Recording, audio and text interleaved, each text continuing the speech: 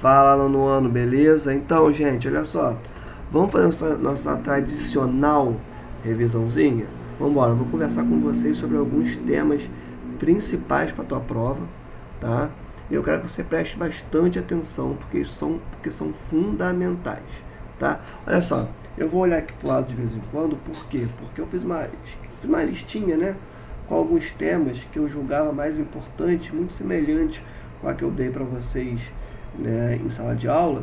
Então coloquei alguns comentários a mais e tal, então eu vou indo para cá para ter essa ordem, né, os principais pontos, coloquei o início, meio e fim, tá? Para eu não me perder. Tranquilão? Então quando eu estou olhando para cá, porque eu estou olhando para o meu tablet com tudo isso escrito. Beleza? Vamos lá, gente, olha só. Primeiro tema que eu quero conversar com vocês é sobre mundo bipolar, tá? O que é o mundo bipolar? O que foi o mundo bipolar? Basicamente, foi um período que nós chamamos de Guerra Fria. Bipolar vem de quê? Dois polos. Existiam dois polos de poder. O polo capitalista, chefiado pelos Estados Unidos da América, e o bloco socialista, chefiado pela União das Repúblicas Socialistas Soviéticas, União Soviética. Então o mundo estava dividido durante o século XX entre capitalistas e socialistas, beleza?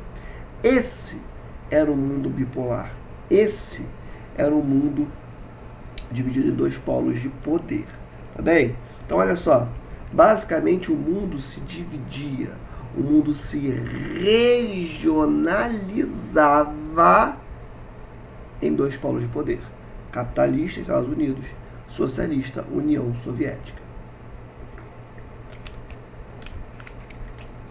Tá, mas e aí? O mundo bipolar acaba em 89, 91, né, com o fim da União Soviética, fim da Guerra Fria. E aí? Como é que o mundo vai passar a se dividir, vai passar a se regionalizar a partir desse momento? Basicamente, entre países desenvolvidos e subdesenvolvidos. Ponto. Não tem mais essa divisão entre capitalistas e socialistas. Até tem. Você tem aí um grupo de países que ainda são socialistas, mas a grande parte do planeta hoje em dia é capitalista. Tranquilo? O capitalismo é um sistema político e econômico majoritário no seu planeta. Seu país é capitalista. E a menor parte dos países ainda é socialista. Então, hoje em dia, o mundo se divide não mais entre capitalistas e socialistas.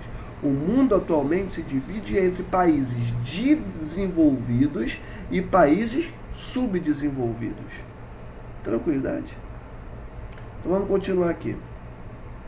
Um outro temazinho que eu queria falar com vocês é sobre a nova ordem mundial, que é justamente essa nova ordem que começa a partir do fim da Guerra Fria, a partir do fim desse mundo bipolar, tá?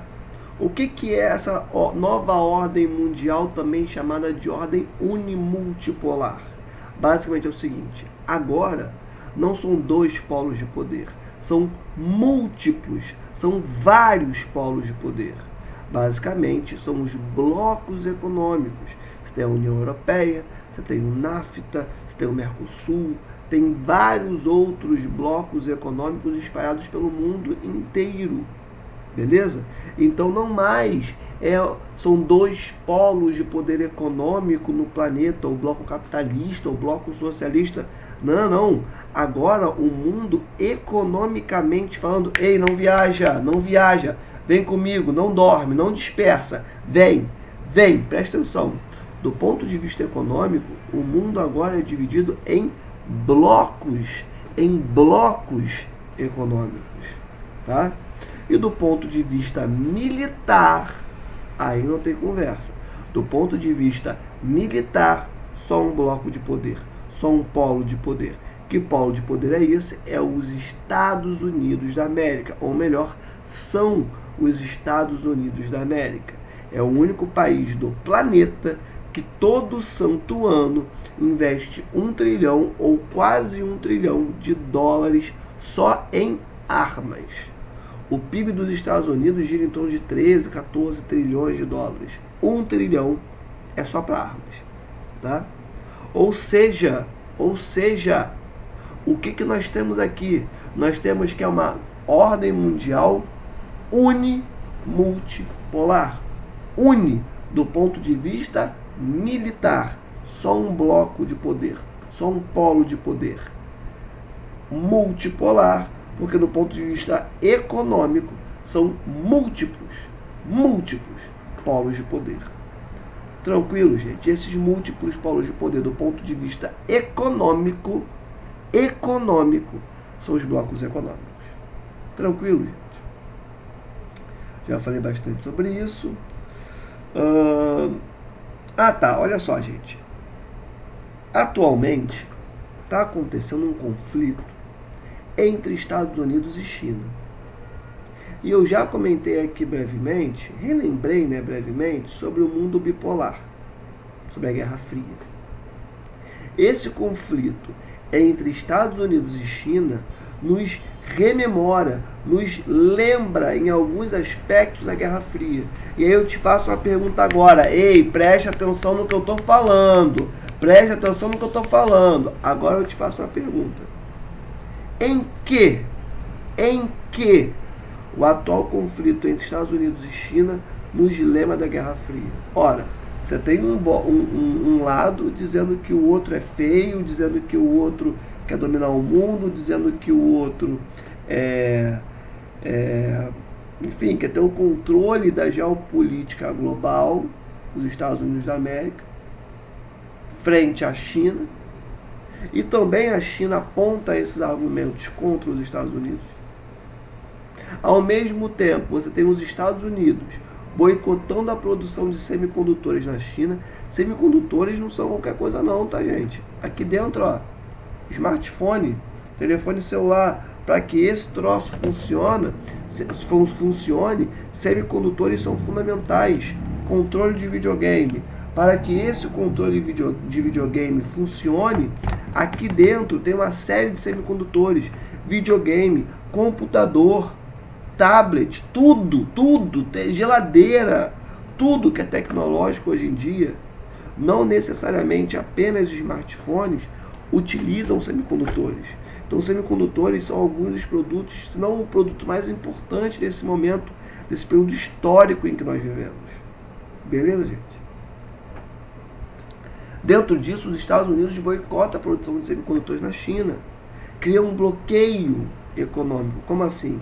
Os norte-americanos viram para todos os seus parceiros comerciais, ou seja, o mundo, e falam assim: mundo, países que tenham a intenção de manter suas relações comerciais comigo, saibam que vocês não vão poder vender nenhum parafusozinho que possa ser utilizado na produção de semicondutores para a China.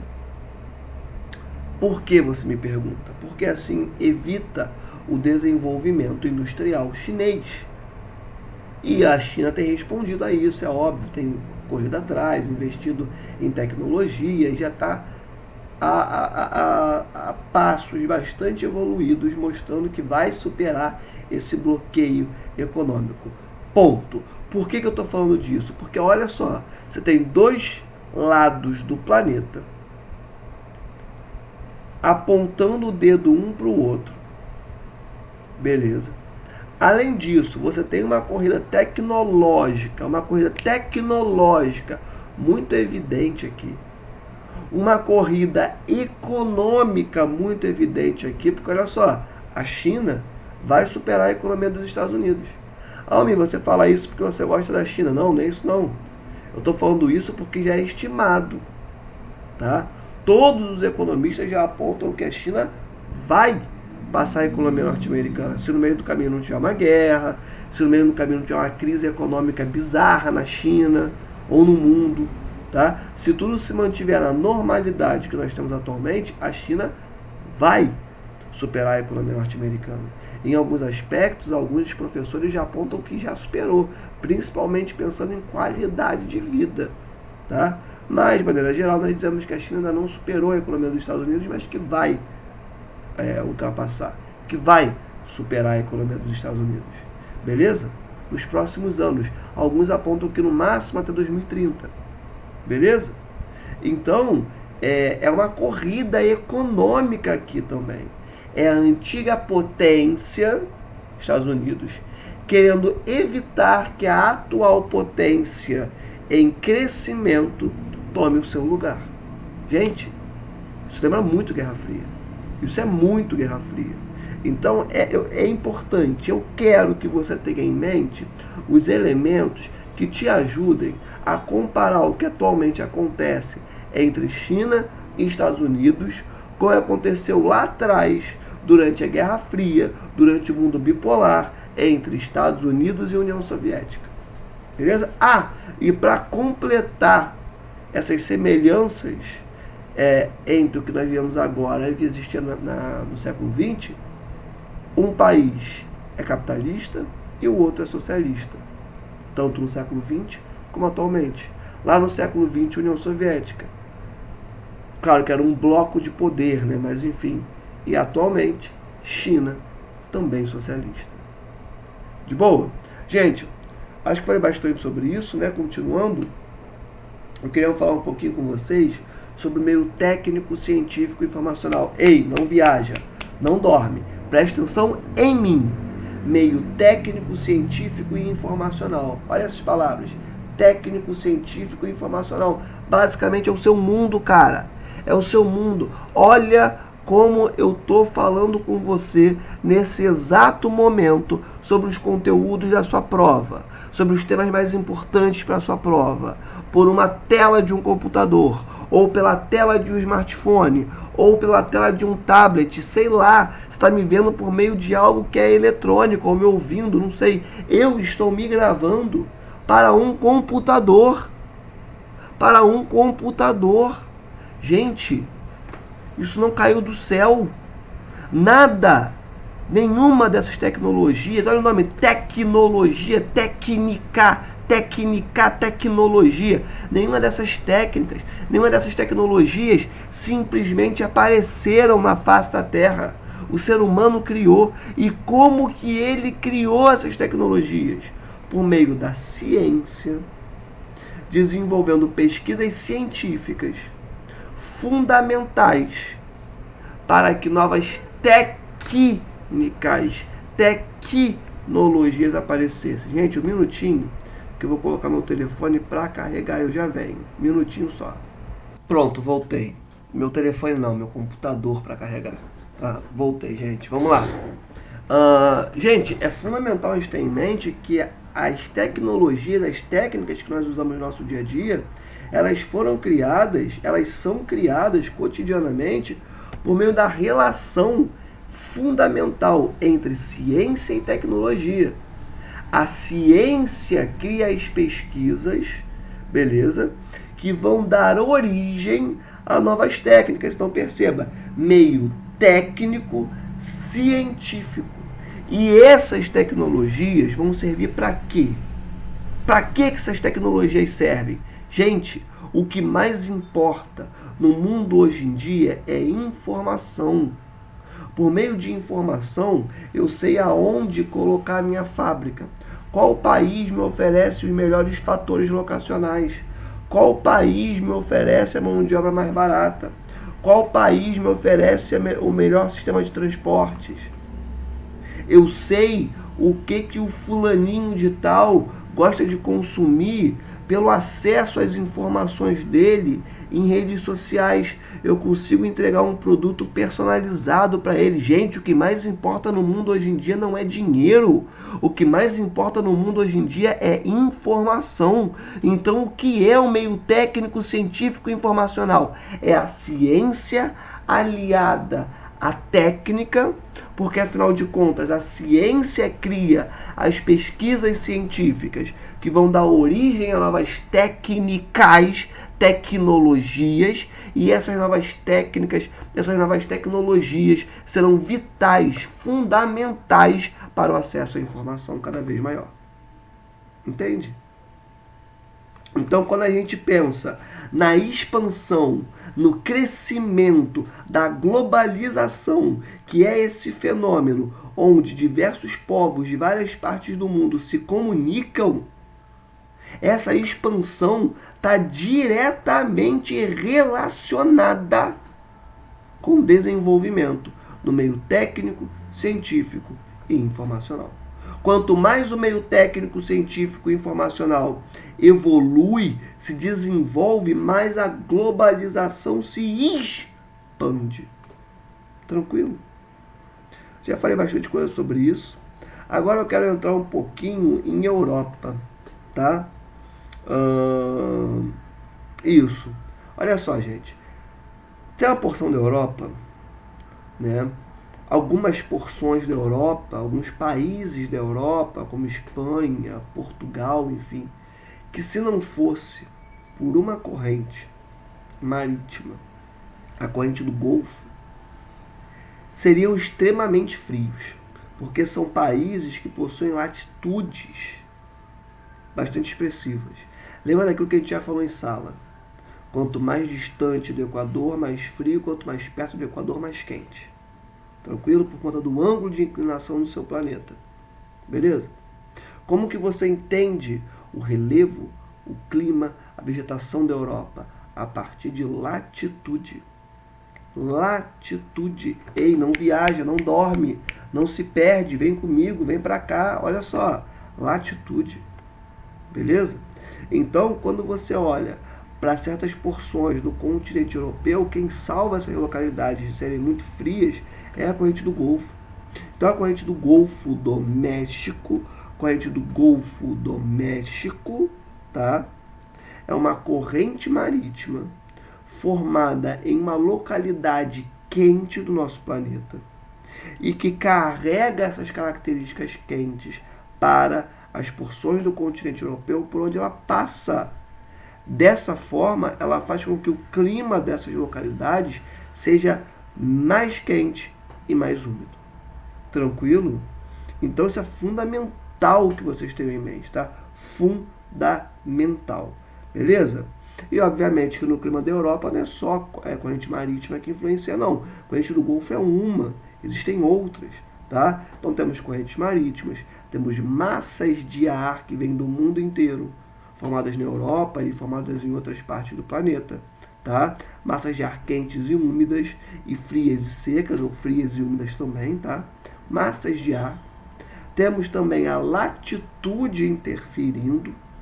Nesses climas eu já falei para vocês, quanto mais perto da linha do Equador, mais quente, quanto mais distante da linha do Equador, mais frio.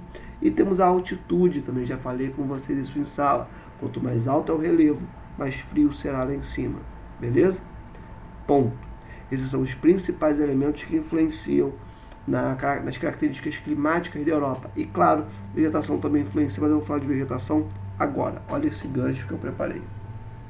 Gente, sobre formação vegetal, a gente tem que ter em mente o seguinte: as formas de vegetação, elas vão se desenvolver, elas devem o seu desenvolvimento à umidade. Quanto mais umidade no ar, mais desenvolvida será a vegetação. Quanto menos umidade, menos desenvolvida será a vegetação. Beleza?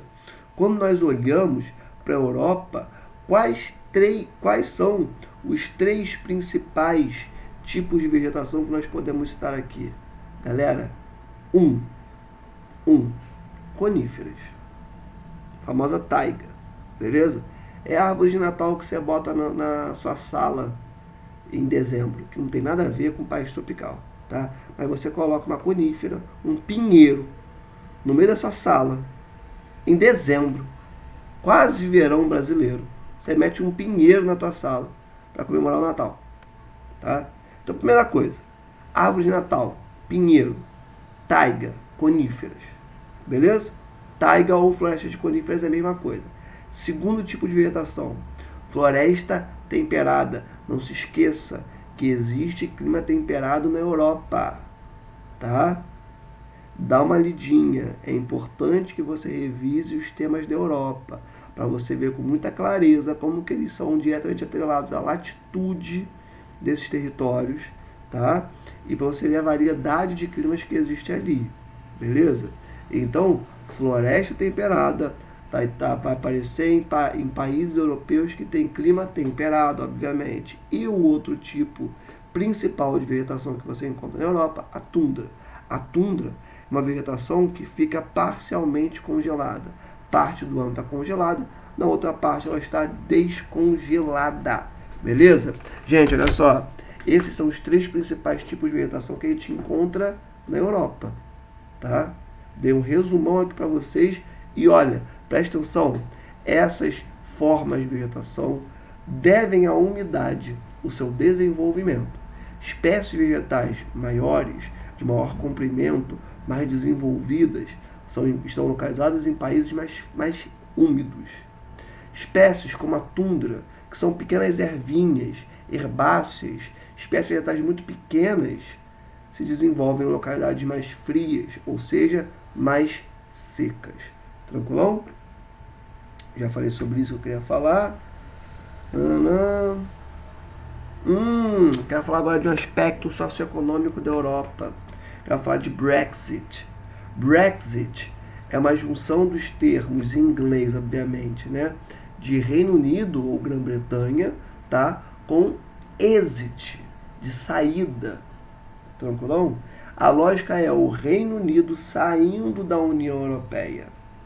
Tranquilão? Já falamos que esse processo vai começar a se desenhar com mais força no ano de 2016, quando vai ter um referendo, beleza, no Reino Unido, em que o povo, né, principalmente as pessoas mais voltadas a um campo político de extrema direita, vão votar pela saída do Reino Unido da União Europeia, enquanto a galera que era mais progressista, podemos dizer assim, né, que era mais pró-União Europeia, queria se manter na União Europeia, principalmente os jovens adoravam fazer parte da União Europeia, facilita viagem, emprego, enfim, né, não foram votar em tanta quantidade quanto os cidadãos de extrema direita, principalmente mais idosos, tá?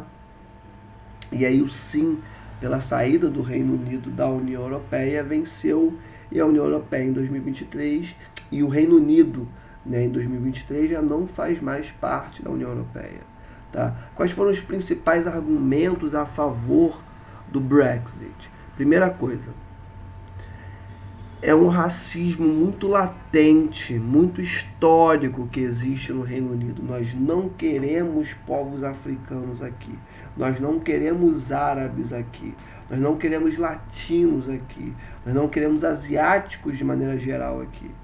E quando você faz parte da União Europeia, você faz parte... Ei, não viaja. Preste atenção nesse termo que eu vou falar agora. Ei, preste atenção no que eu vou falar agora. Quando você faz parte da União Europeia, você faz parte do espaço Schengen, ou espaço Schengen. Basicamente, é o espaço em que todos os membros desse bloco podem circular livremente, pessoas, produtos, enfim, sem pagar imposto. Pessoas, para circular de um país a outro da União Europeia, só precisam mostrar um documento que comprove que são cidadãos europeus. Entende? Então, abre-se as fronteiras, torna-se muito mais fácil esse fluxo imenso de pessoas. Então, se, por exemplo, você é um imigrante que saiu da Síria, que saiu do norte da África, foi para a Europa e conseguiu se nacionalizar cidadão europeu, o Reino Unido fala: irmão, não te quero aqui. Ah, mas eu sou cidadão europeu. Você é nacionalizado europeu. Teu sangue não é europeu. Eu não te quero aqui.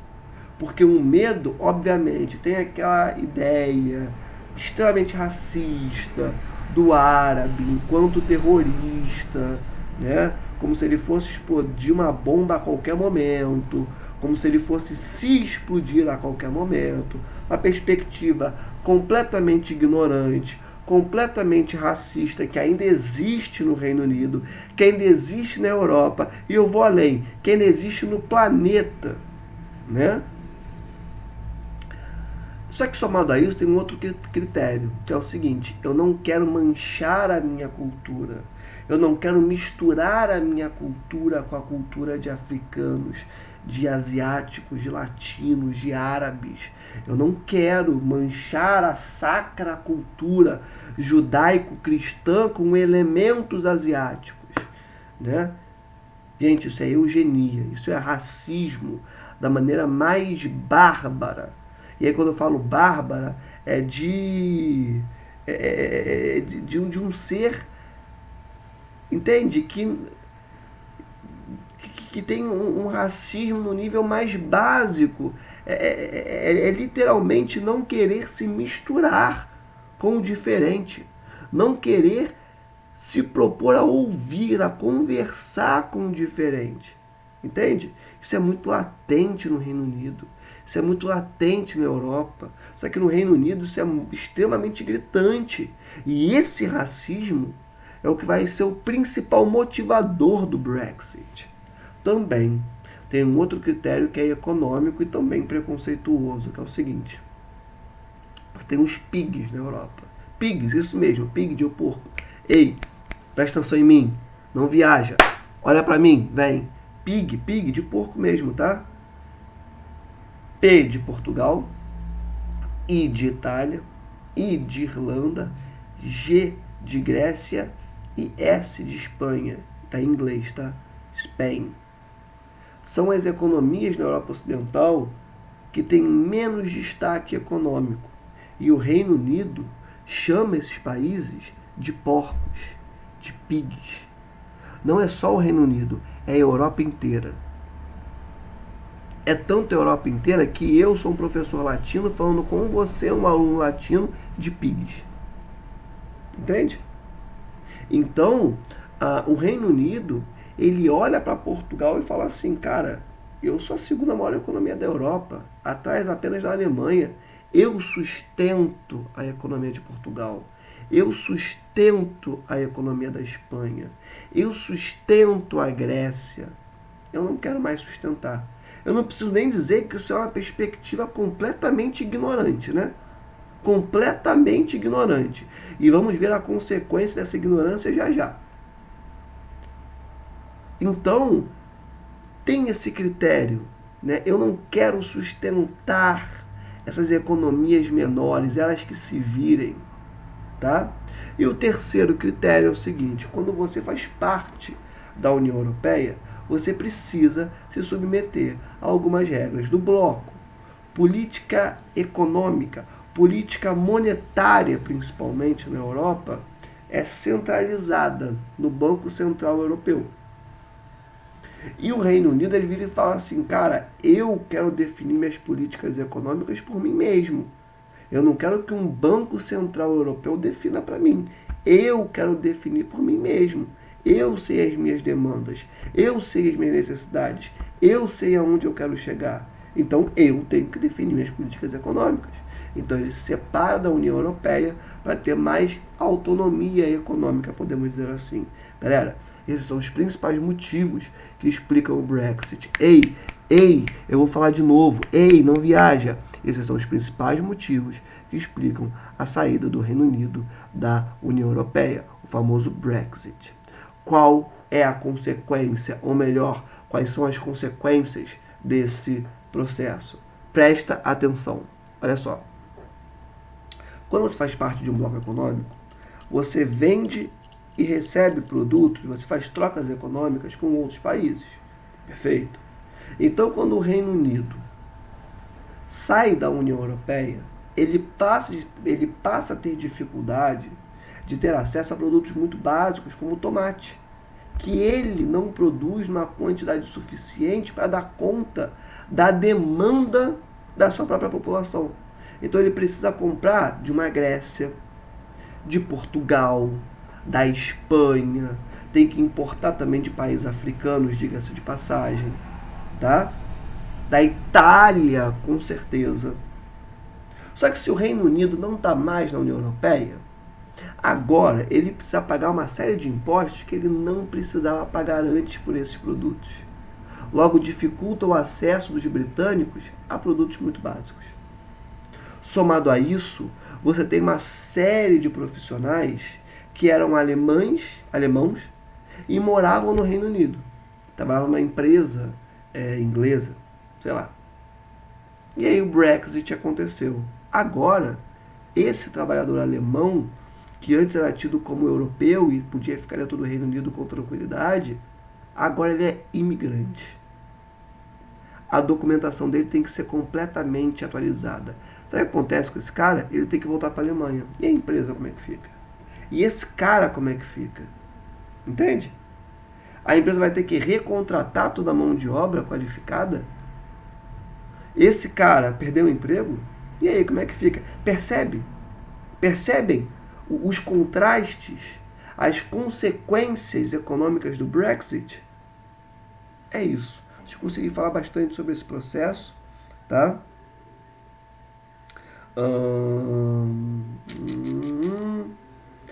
Só para fechar, Europa, tá? Por que a latitude influencia tanto os climas da Europa? Novamente, quanto mais perto da linha do Equador, mais quente, quanto mais distante da linha do Equador, mais frio. Se são países com latitudes mais altas, isso explica por que temperaturas mais baixas. Ponto. Já falei muito sobre isso, tá? E aqui, por último, eu quero falar sobre... tá. Olha só. Eu já falei com vocês que o mundo que nós vivemos, né, ele é chamado de nova ordem unimultipolar. Nova ordem global unimultipolar. Maneiro. Maneiro. Só que olha só. Se ele se propõe a ser multipolar, com vários polos de poder, qual é o sentido de ter um único país que investe 1 trilhão ou quase 1 trilhão de dólares a cada ano em armas, em tecnologia bélica? Ora, que multipolaridade é essa que no final do dia é um país com todas as armas possíveis? Na real, essa multipolaridade ela é constantemente questionada por essa grande quantidade de armamentos que um único país tem. Beleza, gente? Olha só, conseguimos falar sobre basicamente tudo, tá? Veja essa revisão quanto vocês puderem e ó, beijo, acredito em vocês, a prova vai ser um sucesso, tenho certeza. Valeu, tamo junto.